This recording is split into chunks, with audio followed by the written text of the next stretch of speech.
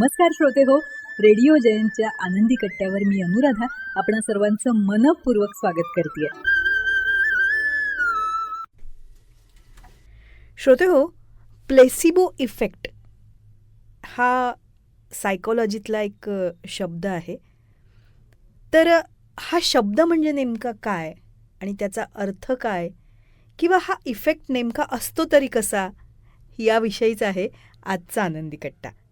ऐकूया. काठीच्या आधारानं चालणाऱ्या वृद्ध पुरुषांचा एक गट एका घरात शिरला आणि एका आठवड्याभरानं ते धावत घराबाहेर पडले. औषध नाही, शस्त्रक्रिया नाही, फक्त त्यांच्या मेंदूतला एक छोटासा स्विच ऑन केल्यामुळे झालं आहे. आता कसं? तर ही घटना आहे 1979 सालची. हॉवर्ड विद्यापीठात एक अत्यंत बुद्धिमान मानसशास्त्रज्ञ होते, डॉक्टर एलन लँगर.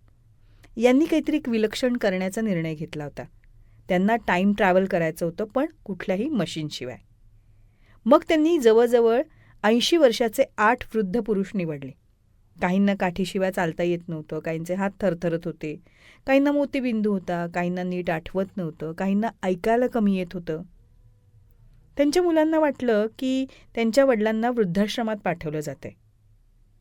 पण मुलांना हे माहितीच नव्हतं की त्यांच्या वडिलांना 1959 या सालात पाठवलं जातंय, चक्क 20 वर्ष मागे. नाही, कुठलंही जादुई जग नव्हतं ते.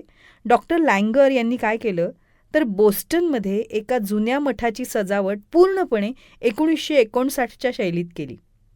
तिथे 1979चा कसलाही मागमूस नव्हता. टीव्ही काळा पांढरा होता. 1959मधल्या बातम्या होत्या. रेडिओवर त्या काळातली गाणी होती, मासिकं, वर्तमानपत्र, सगळं 20 वर्ष जुनं. आता हा कथेतला पहिला धक्का.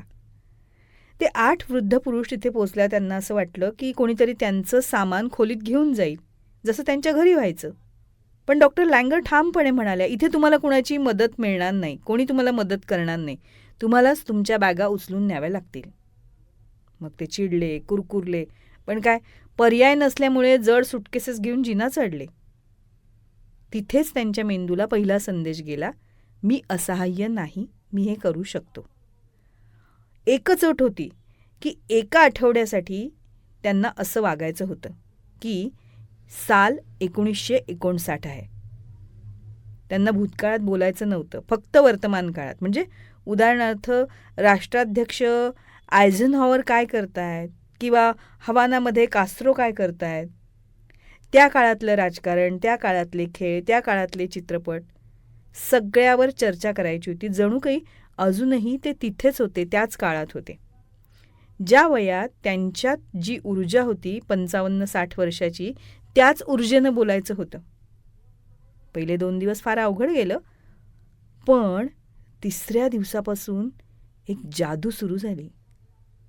ती अशी की संधिवातामुळे सरळ बसू न शकणारा माणूस आता जेवणाच्या टेबलावर ताठ बसून राजकारणावर वाद घालत होता.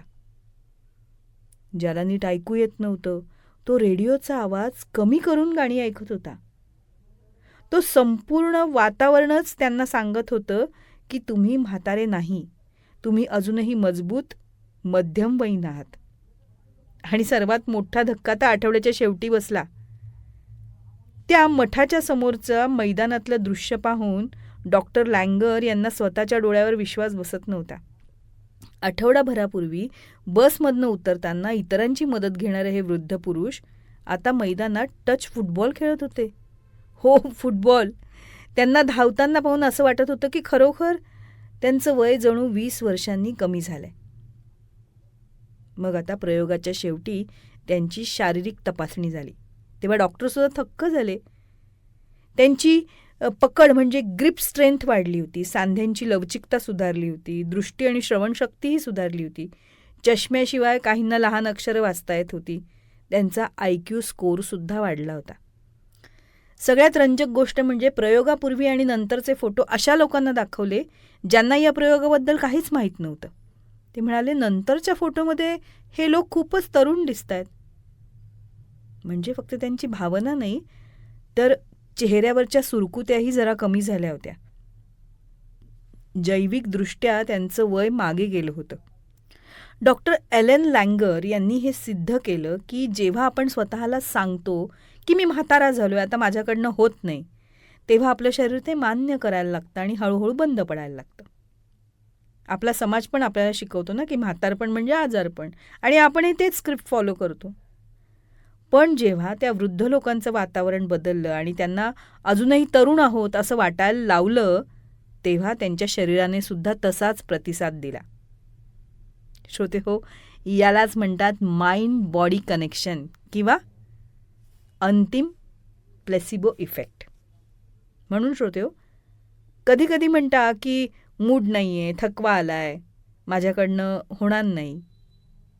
पण जरा विचार करा, 80 वर्षाचे लोक फक्त विचार करून काठ्या फेकून देतात आणि फुटबॉल खेळतात, तर आपण काय करू शकणार नाही? आपल्या मर्यादा शरीरात नाही आहेत, तर आपल्या मर्यादा मनात आहेत.